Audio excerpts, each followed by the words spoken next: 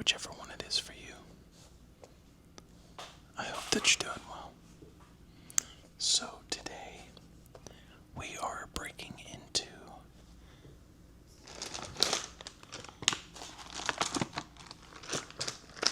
the pound of dice, and we're going to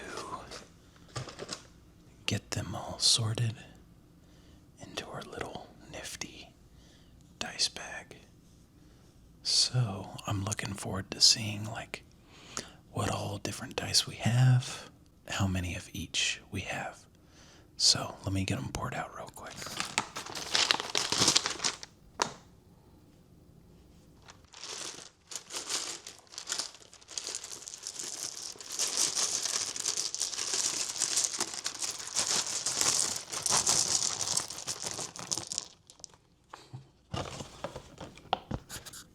All right, well, that is quite the collection of dice here.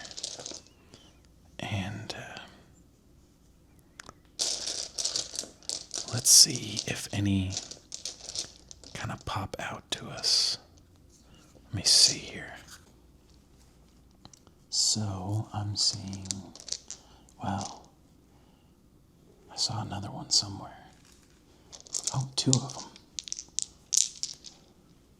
Look at these D20s.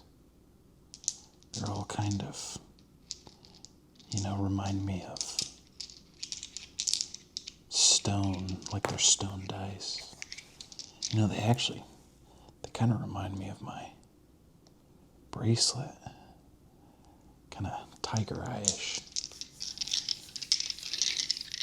That's pretty cool.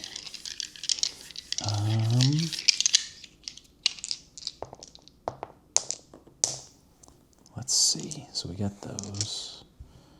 I kind of like this one. Kind of Christmas vibes. The red on green looks good. Oh, wow. Look at this D12. You've got let's see if I can't figure out how to focus. Yeah, look at this thing. So you've got a sea foam green with a little splash of purple. That's really nice. That's a good D12. Another kind of Christmassy looking one. Let's see. That looks good.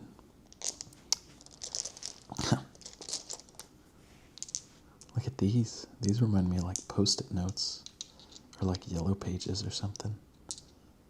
They look like they're out of the 90s for sure. This one obviously catches the eye. Look at this thing. We got a normal D6 next to it. So I don't know what this would be used for. So you've got a 1, a 2, and an X. So I don't know. I'm not aware of any game mechanics that use that.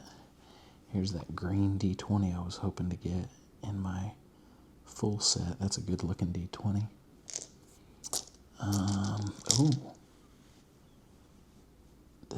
It's like a see-through pink with some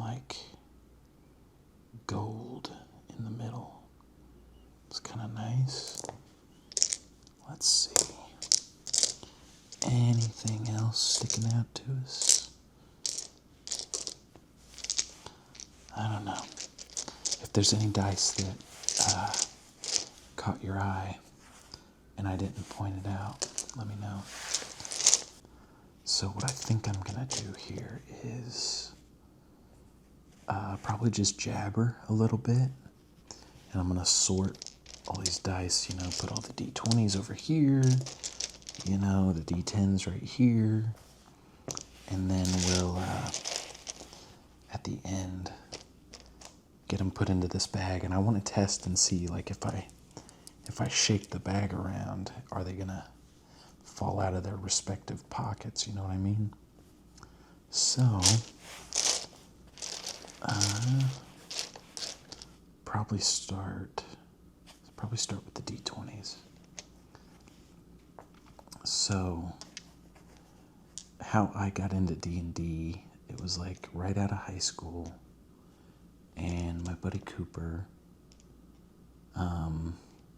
he had like a game, he got the books or whatever, and he wanted to run it.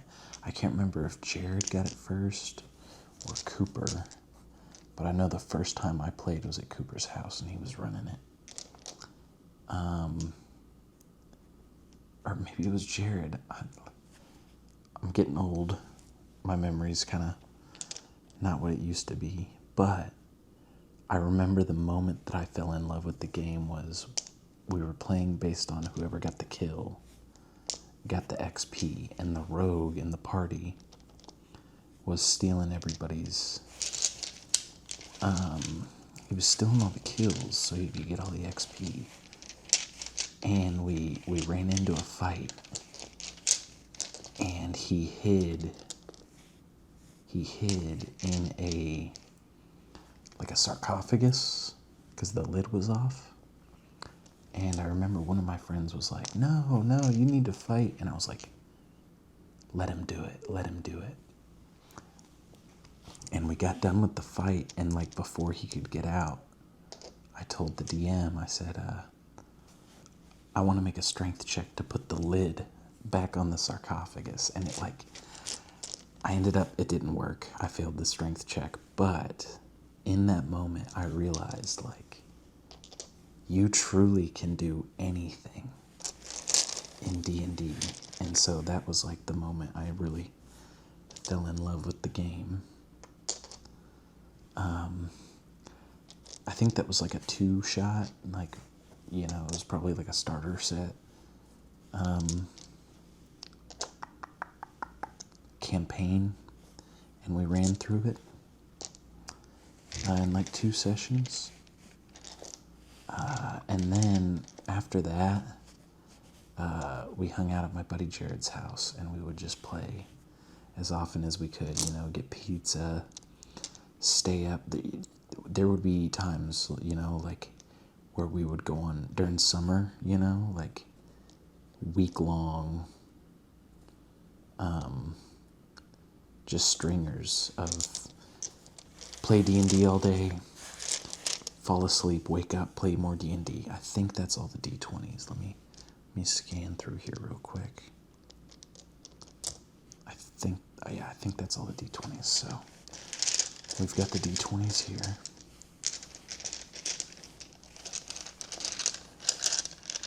Let's just get some sounds out of them. But those were the days, man. And there was one time where, you'd stay up and you'd play D&D all night, so you'd be kind of sleep deprived. And we got breakfast at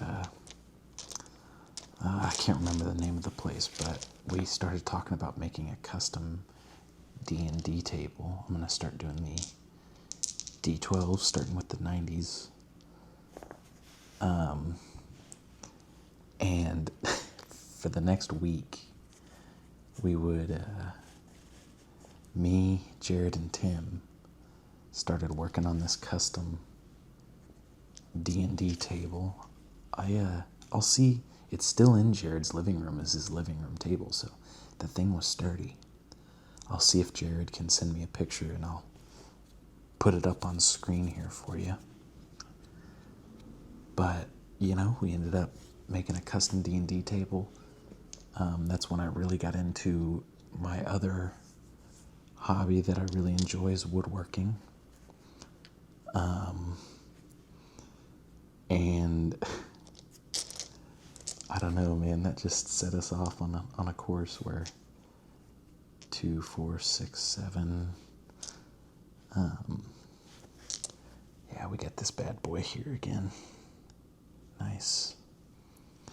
Where we kind of just fell in love with the game. We've played probably like 4 of the campaign books at least, and then I couldn't tell you how many homebrew sessions we've done. 2, 4, 6, 8. I think there's one more D12 in here. I swear I saw one, but I kind of got lost in my story. No. Okay, maybe I'm tripping. Oh, here it is. I knew I seen it. He's camouflage. He was blending in. And, yeah, so I've taken my crack at DMing. So we've got D12s. Let's go on to D10s. This is going to be a big pile.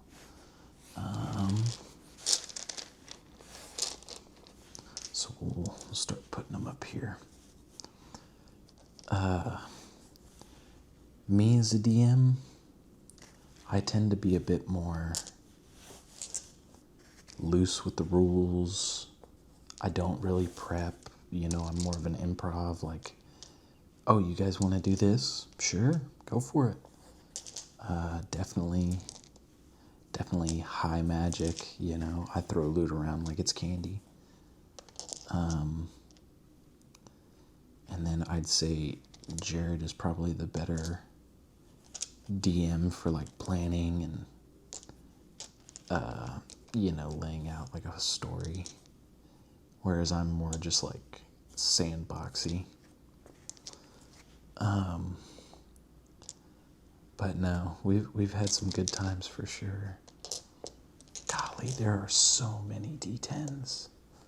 And then I'll have to split these up into the percentile and the D10s specifically, because I think there's enough pockets in this bag to split them up like that.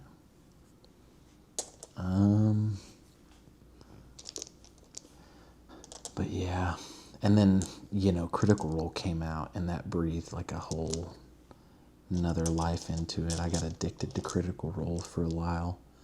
I built it actually kind of looked like, it's funny, my bracelet keeps coming up.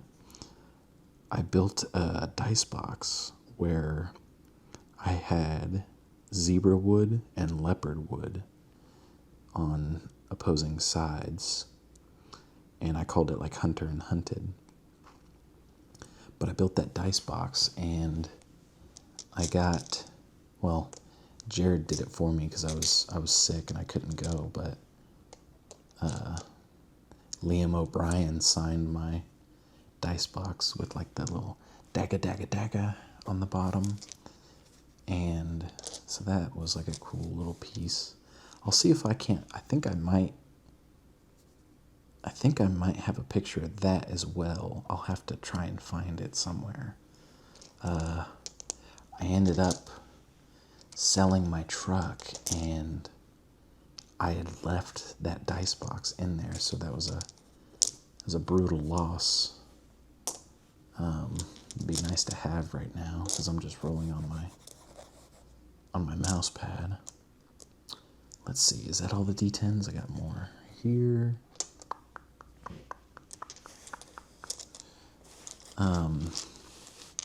This wasn't my first character, but it's my favorite character. It's his name was Reed Jinglefoot, and he was a halfling bard. And I did the whole, you know, like Irish kind of vibe, and he had shoes with bells on them. That's why he was Jinglefoot. And I've played him a couple of times. I think one of the times we were in the Underdark doing the Abyss, Out of the Abyss storyline. I think D8s are next. D8s. So he did pretty well in there. No. I don't think he can. It was Horde of the Dragon Queen, I think, was when Reed came about. Yeah. In Out of the Abyss, I played Dancing Stone Arms. It's the Stone Arms, brother.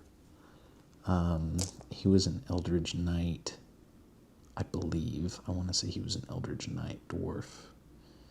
And his signature spells were thunder. And my friend Jared was a wizard, and he would do lightning. And so if I ever went after him and he used a lightning spell, I'd be like, after the lightning comes the thunder. And so those were good times. 1, 2, 3, 4, 5, 6. Is that all? So I ended up only having 68. I definitely would have traded a few D10s for some D8s. I would say D10s are probably my least used dice, and they're the ones I have the most of. So after D8s, we've got D6s. And it's interesting to see that they've done more.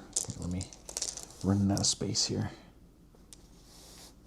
They've done more of the pips than the numbers. I don't know. That might be the same amount. Oh, dude, look at that. We've got a set of like old school, like standard dice. Could play Yahtzee with those things. Okay. Got some right here. But yeah, that's just kind of a backstory to how I got into D&D. If you guys have any like memorable characters or just any stories from the table, I would love to hear them down in the comments. And then of course we've got our ridiculously large D6 that I have no idea how I'm going to use. And we are left with just the deadliest of the dice, the D4. And if you've ever stepped on one, you definitely know what I'm talking about. I've done it quite a few times myself. But let's just take a minute and listen to the sound of the dice.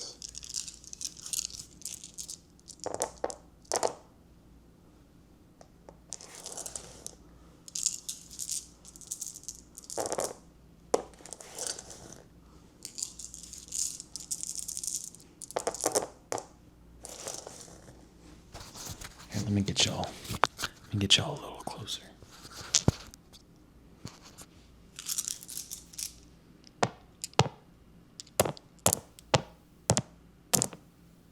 Oh, that one went rocketing away.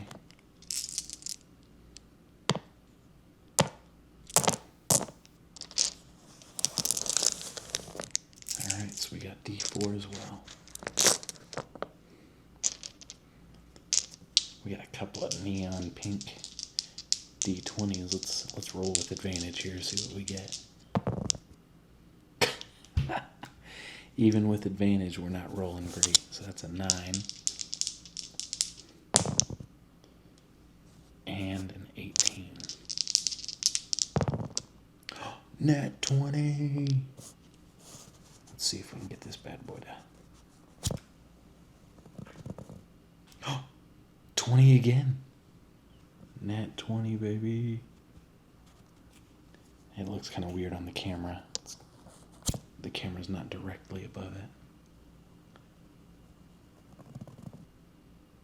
Okay. Alright, so we've got, looks like 18 D6s. We got 1, 2, 3, 4, 5, 6, 7, 8 D4s. Like I said, we've only got 68. We have 3, 6, 9 D12s. And then let's see. 1, 2, 3, 4, 5, 6, 7, 8, 9, 10, 11, 12, 13, 14, 15, 16, 17, 18, 19, 20. So we've got 20 D20s. That's kind of funny. And then 1, 2, 3, 4, 5, 6, 7, 8, 9, 10, 11, 12, 13, 14, 15, 16, 17, 18, 19, 20, 21, 22, 23, 24, 25, 26, 27, 28, 29. We've got 30 D10s. And I think 1, 2, 3, 4, 5, 6, 7, 8, 9, 10. So 10 of those are percentile dice. So we've got 20 D10s and 10 percentile dice. Okay. Let me make some room here for our little bag, or a great big bag of everything with everything inside. And boom, there she is. So let's get our 1, 2, 3, 4, 5, 6, 7, 8, 9, 10, 11, 12, 13, 14, 15, 16, 17, 18, 19, 20. So we've got our 20 D20 in there. And then we've got 1, 2, 3, 4, 5, 6, 7, 8, 9. Got 9 D12. Let's do 1, 2, 3, 4, 5, 6, 7, 8, 9, 10 percentile dice. And I'm hoping, well, we were able to fit all the D20s, so hopefully we'll be able to fit all of these D10. 1, 2, 2, 3, 4, 5, 6, 7, 9, 10, 11, 12, 13, 14, 15, 16, 17, 18, 19, and look at this bad boy. I love that. 20. Matches the bag. And so we've got our D10, so then next is D8. This is kind of sad. 1, 2, 3, 4, 6. So there's our D8. And then next our D6s. We'll start with 1, 2, 3, 4, 5, 6, 7, 8, 9, 10, 11, 12, 13, 14, 15, 16, 17, 18. Yeah, I nailed it. And then, last but not least, actually, last and least, our D4s. 1, 2, 3, 4, 5, 6, 7, and 8. So, we've got our dice all sorted out here, as you can see. So let's pull the drawstrings and see how this does.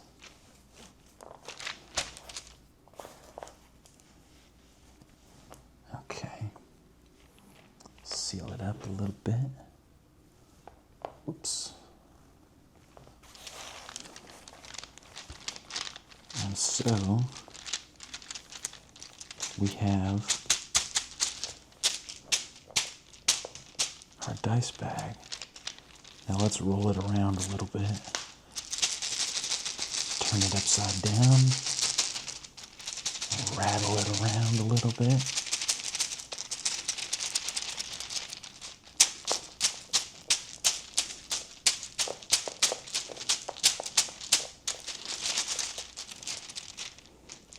Alright, that's completely upside down. Now let's see.